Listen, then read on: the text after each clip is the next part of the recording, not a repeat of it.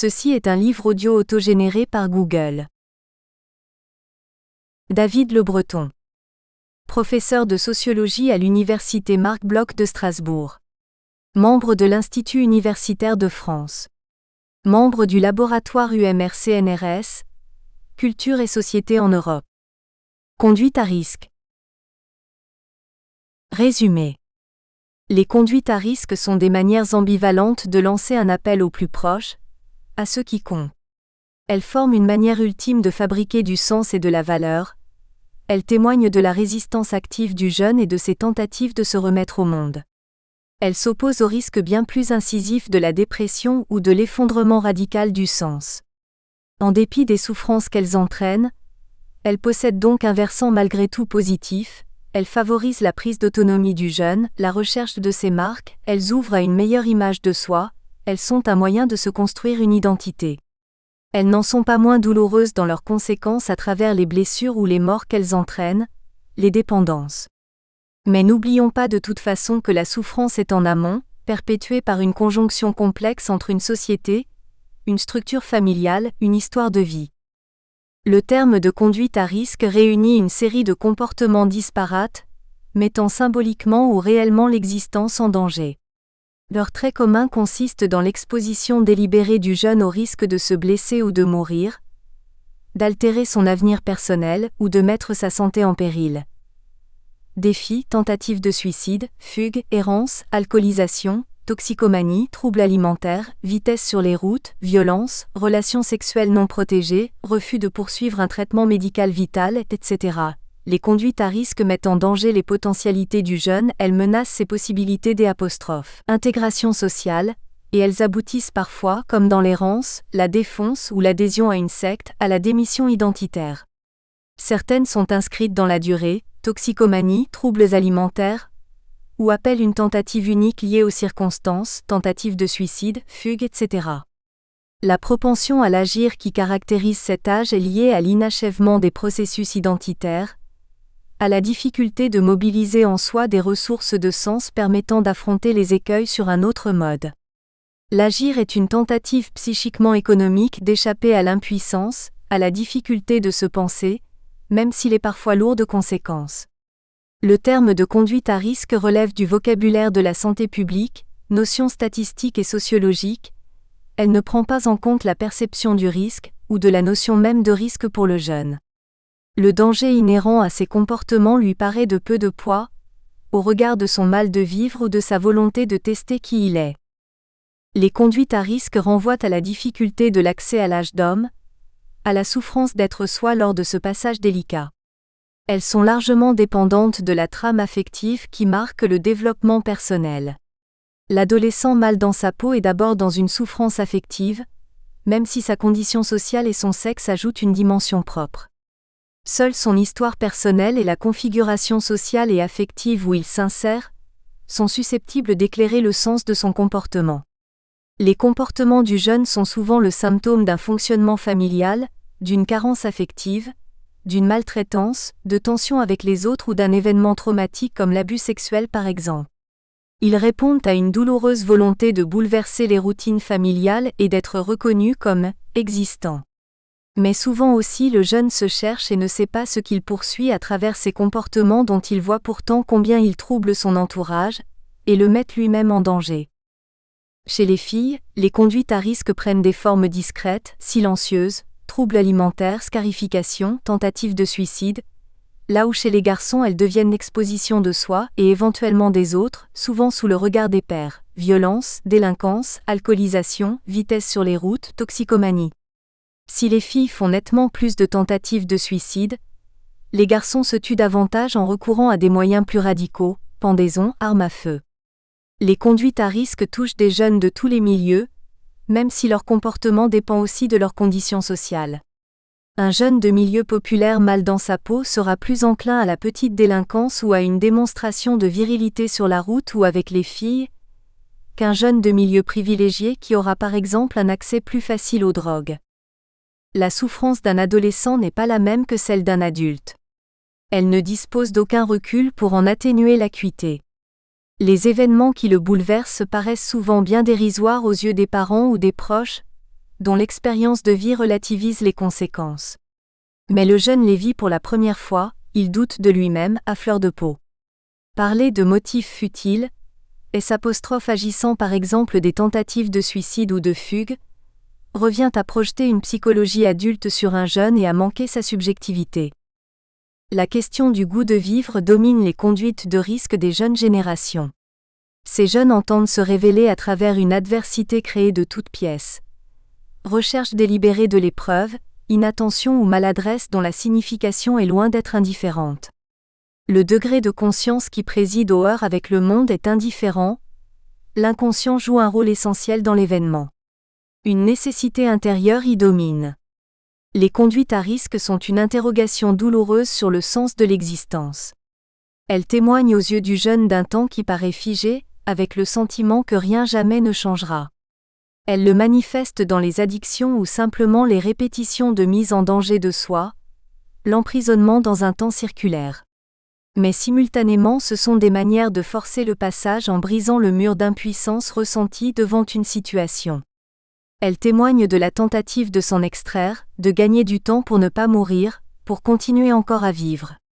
Et le temps, disait Winnicott, est le premier remède des souffrances adolescentes. Plusieurs figures anthropologiques se croisent dans les conduites à risque des jeunes, elles ne s'excluent pas les unes des autres mais s'enchevêtrent. Ordalie, sacrifice, blancheur et affrontement, Le Breton 2007.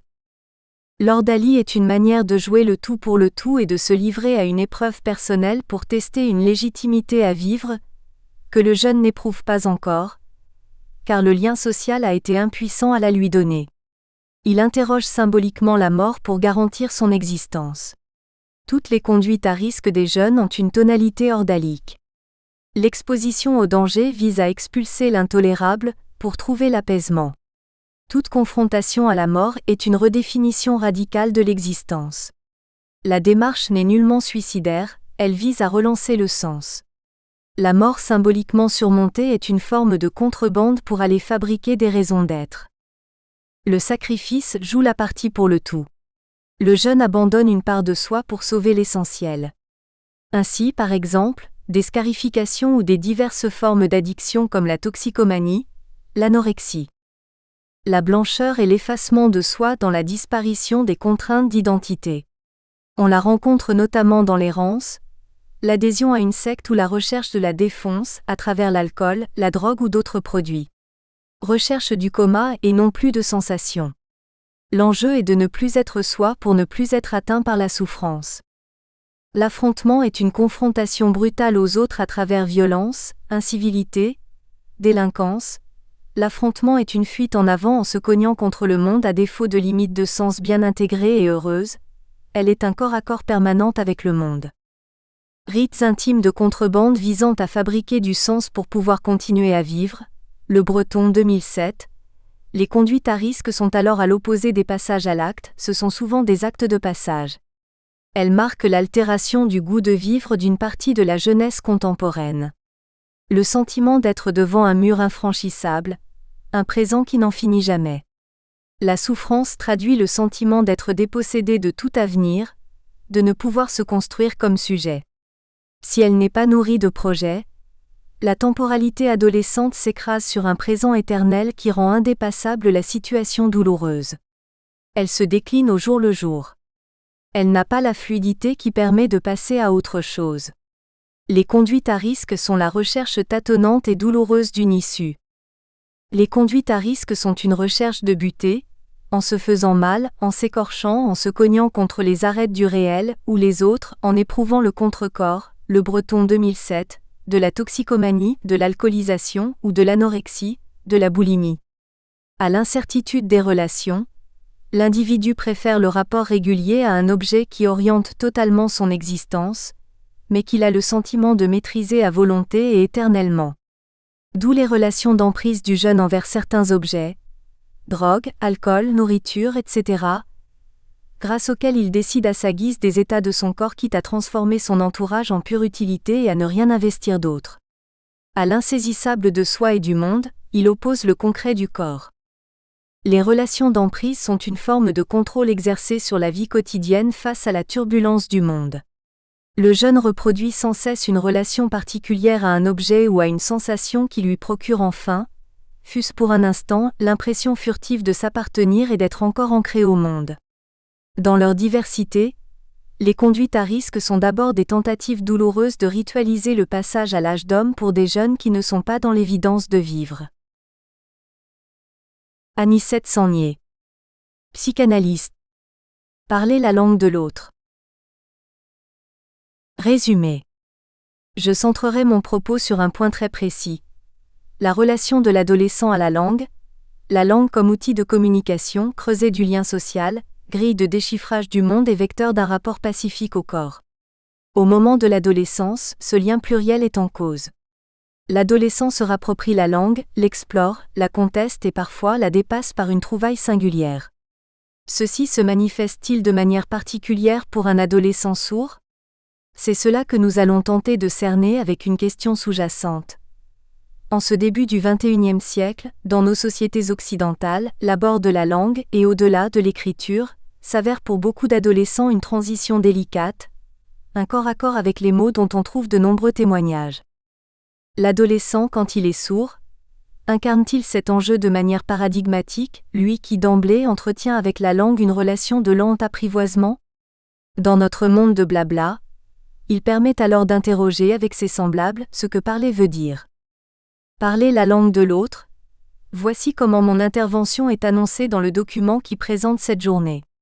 L'autre avec un petit a, le semblable, celui qui vous ressemble, avec qui on forme une bande, le contraire de l'étranger si vous voulez. Le titre que j'avais donné était différent. Parler la langue de l'autre. L'autre avec un grand A, ce n'est pas le semblable, c'est pourrait-on dire la communauté parlante, le trésor des signifiants dit-on aussi. Eh bien, pour trouver une place dans le lien social, il faut bien en passer par là. Il faut parler cette langue commune, celle de l'autre avec un grand A. Toute la question est là. Entre d'une part le fait de devoir parler la langue commune, la langue qui structure les relations, la langue qui permet de se faire entendre par les autres et d'autre part la satisfaction de parler la langue de la bande, la langue de la chapelle que les autres ne comprendront pas, une langue d'initiés tous unis par le même secret, eh bien entre ces deux pôles il faut trouver sa juste place. On ne peut pas se passer de la langue commune, la langue de l'autre avec un grand A, et il faut y trouver un chemin d'accès mais une fois qu'on habite cette langue, chacun doit frayer sa piste personnelle, forger son invention de poète pour qu'à nouveau un plaisir vienne se loger dans la langue, plaisir auquel on avait dû renoncer en adoptant la langue commune, celle de tous. Il faut pouvoir retrouver ce plaisir que l'on peut partager à quelques-uns ou plus, pour peu qu'on livre publiquement ses trouvailles. L'adolescence est un moment de transition, où le sujet est supposé avoir suffisamment de familiarité avec la langue de l'autre, sans pour autant se diluer totalement dans cette langue-là et réussir à faire émerger son génie personnel dans des mots qu'il va sculpter lui-même. L'adolescence c'est entre autres cet enjeu-là. Seulement voilà, si la première étape est ratée ou inexistante, les mots inutilisables peuvent devenir menaçants et le sujet reste en rade, sans mots pour se dire.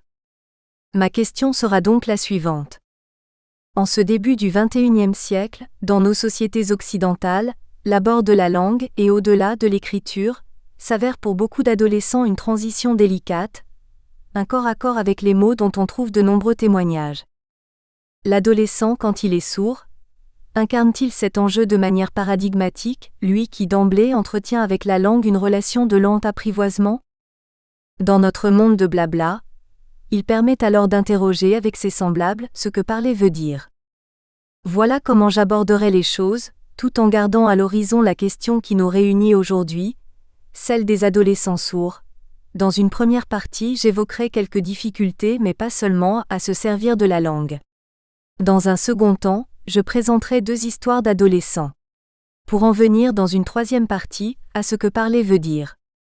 De quelques difficultés à se servir de la langue. Un récit nous montre le poids que peuvent avoir les mots lorsque loin de tamiser les rapports humains, ils sont vécus comme des agressions. Un jeune professeur, énervé par l'atmosphère de la classe et par un élève particulièrement indiscipliné, lance à celui-ci l'injonction suivante, « Obtempère ».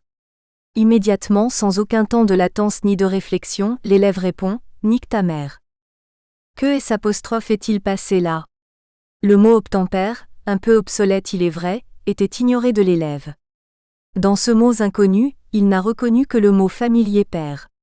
On peut supposer que chez ce jeune difficile le terme père peut évoquer beaucoup de choses, peut-être une insuffisance, peut-être trop de présence, peut-être la crainte, peut-être la rivalité. Quoi qu'il en soit, il répond tout de go avec l'expression qu'il a à sa disposition: « Nique ta mère ». Qu'est-ce que cet exemple nous enseigne? Il nous dit que les mots peuvent être violents, c'est le cas familier des injures, et l'on sait combien cela peut engendrer d'affrontements mortels. Les mots peuvent être violents, s'ils ne sont pas reliés à d'autres mots produisant du sens, ils ouvrent au contraire sur un abîme d'ignorance et d'angoisse. À rebours, cela montre la nécessité d'un minimum d'accroche avec la langue commune, la langue de l'autre. On pourrait aussi évoquer l'ouvrage de François Bégodeau, dont on vient de tirer un film homonyme primé à Cannes, Entre les murs, et ce moment où le professeur moquant ses élèves, ce qu'il fait d'ailleurs assez régulièrement et qui les agace, parle à des jeunes filles en leur disant « des pétasses comme vous ». Aussitôt s'installe un malaise, voire des revendications, et après un moment de discussion, les jeunes filles finissent par dire que pour elles pétasse, ça veut dire putain. Cet ouvrage d'ailleurs est un perpétuel questionnement de la langue, une interrogation sur cette langue à laquelle les élèves n'ont pas accès ou mal. Il fourmille d'exemples de ce genre. Mais le fait de ne pas comprendre un mot ou une phrase, voilà que cela peut avoir de bien autres effets, pour peu que le sujet puisse se l'approprier. Et je vais vous donner un autre exemple, tiré de la littérature. Un livre récent, La fille sans qualité, un livre allemand écrit par Julie Zer, raconte la vie d'une jeune fille très désemparée, de cette génération qui a grandi au temps du terrorisme et de la guerre d'Irak, une fille sans qualité, comme le dit le titre, qui se protège de la violence de la vie contre laquelle elle a pour seule arme son pragmatisme et son efficacité. Ainsi, lorsque sa meilleure amie doit quitter la ville pour aller vivre loin, elle se met à écouter en boucle une chanson en anglais, dont l'incompréhensible petite musique la berce et l'apaise. Il s'agit en particulier d'un mot, d'un nom, qu'elle se répète comme une ritournelle. Le nom de la solitude, écrit-elle, donc Amici. C'est quand elle connaîtra mieux l'anglais plus tard que s'évanouira à tout jamais l'ombre protectrice de ce mystérieux donc Amici qui n'était que le malentendu d'une phrase en anglais. Words don't come easy. Voilà comment parfois les mots répétés en une petite musique intérieure peuvent servir de garde-fou et peuvent être opposés à la douleur ou en tout cas, la nommer et la tenir à distance.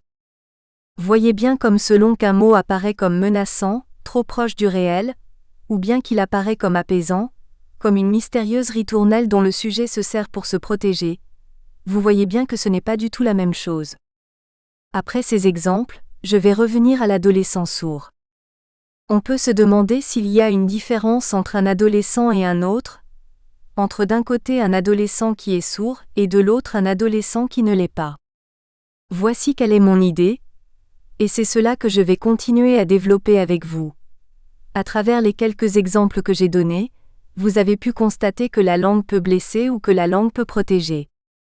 Il se trouve que dans la période que nous traversons, la langue est malmenée. La langue est malmenée parce qu'elle est très réduite. On rencontre des jeunes qui n'ont pas l'usage de la langue ou très peu. Voir en cela le livre que je viens de citer, Entre les murs, qui témoigne de l'angoisse qui surgit quand un jeune n'a pas de langue qui vient aisément à sa disposition. Les mots ignorés, dont on pense que l'autre, le maître, en détient la clé, sont des mots ravageants, lourds de menaces et de pouvoir. D'ailleurs, un moyen de coercition sur un peuple, souvent une minorité, est de le priver de sa langue et d'introduire une langue administrative, une langue totalitaire. On peut se rapporter en cela au passionnant livre, de nombreuses fois cité, du philologue Victor Klemperer, LTI, La langue du Troisième Reich, qui montre comment la manipulation de la langue par le pouvoir nazi en Allemagne a pu devenir moyen de pression pour annihiler un peuple. Et je pense qu'actuellement la question de la langue est au cœur de ce qui se passe avec les jeunes et avec les banlieues. Heureusement, il y a des inventions et des résistances. 2 histoires d'adolescents. Dans le cadre de L'œil et la main, émission diffusée sur France 5, il y a eu, en janvier 2006, un document intitulé Risqué pour grandir, où l'on voit un groupe d'adolescents et adolescentes de l'Institut national des jeunes sourds, INJS de Paris, qui parlent à bâtons rompus de leurs expériences, de leurs envies, de leurs peurs et de leurs joies. Vous pouvez voir cela dans les archives du site. Il y aurait beaucoup à en dire, ne serait-ce que parce que cela a été diffusé sans précaution, et que cela présente l'INJS comme le lieu de toutes les transgressions possibles sans aucun point d'arrêt. Alors qu'on se rend compte, pour peu qu'on regarde attentivement, que ces adolescents ne sont pas du tout égarés, ils sont somme toute plutôt raisonnables et orientés. C'est intéressant de les entendre. Notamment ce passage où une jeune fille dit ceci. Elle signe et nous avons beaucoup discuté de la traduction avec les professionnels sourds avec qui je travaille. Bref, voici la traduction qui en est donnée. Après le récit mouvementé de quelques audaces que les jeunes filles se racontent, l'évocation des moments où avec leurs copains elles ont bravé les interdits, un jeune se fait la voix de la raison. Ils n'ont pas respecté les limites. Puis une jeune fille. La peur pour moi c'est un truc qui gâche la vie. Je n'aime pas la peur. Une autre, moi c'est le contraire, j'aime ressentir la peur. Plus je flippe, plus j'en redemande. Et après ça me plaît de refaire le film, de revivre le truc. Une autre, moi je fonce dans le tas, ça me plaît de voir comment j'arrive à me débrouiller, j'y vais à fond. Ce qui compte, c'est d'arriver à ses fins, peu importe comment. Là, la jeune fille fait le signe d'un mur, quelque chose qu'elle traverse, qu'elle casse pour suivre son but. Son geste signifie qu'elle traverse le mur, le rond pour aller, très décidée, là où elle veut, au-delà. Et elle ajoute joliment « Quand j'y serai vieille avec ma canne, je me souviendrai de tout cela, je me marrerai en pensant à toutes les bêtises que j'ai faites. » C'est intéressant parce que ces adolescents parlent avec enthousiasme de la manière dont ils se débrouillent avec leurs désirs et les limites. C'est finalement très cadré. Même quand il s'agit de franchir le cadre, ce N' est pas du tout un saut dans le vide, pas du tout désespéré. Se fabriquer des souvenirs marrants pour quand on sera vieux, faire comme leurs parents qui ont fait les mêmes bêtises, une autre dit cela. Pour d'autres tenir la peur à distance quand on l'a rencontrée parce que pour elles, le plaisir c'est la vie tranquille. Voilà un cas où des jeunes adolescents parlent entre eux, sous l'œil de la caméra, ils parlent de situations limites, la peur, la drogue, la transgression mais là, les mots, les signes, servent à cerner des enjeux de plaisir. Voilà un bel exemple de ce qu'une conversation peut avoir d'apaisant et d'efficace, et de ce que parler veut dire quand sont réunies les conditions d'une parole vraie. L'évocation d'une autre situation, à l'inverse de celle que je viens de rapporter, témoigne de ce que l'on peut être dépossédé du dire qu'il faut en la circonstance. Je reprends là une très juste expression de Serge Cotet. Voyons cela. Chiko est une jeune japonaise sourde, elle a 15 ans et vit avec son père, sa mère est morte dans des circonstances qui donnent tout son poids à cette absence, celle d'un abandon. Et Chiko cherche désespérément de quoi combler ce manque. Partout elle se heurte à l'impossible de dire et d'entendre et elle ne le supporte pas. Nous espérons que vous avez apprécié cet aperçu. Pour continuer à écouter ce livre audio sur Google Play Livres, utilisez le lien dans la description de la vidéo.